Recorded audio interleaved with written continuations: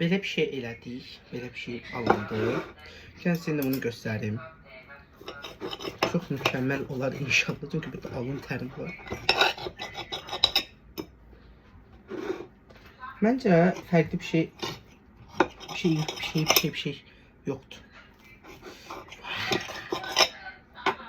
Baxın. Wow, necə eləyirlər ASMR videolarında.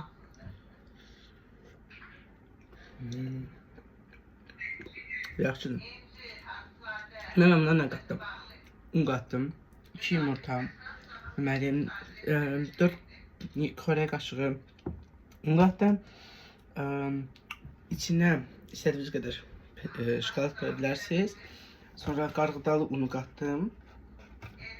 İşte o da başqa heç. Qarışdır getdim. Pes o qədər. Mükəmməl.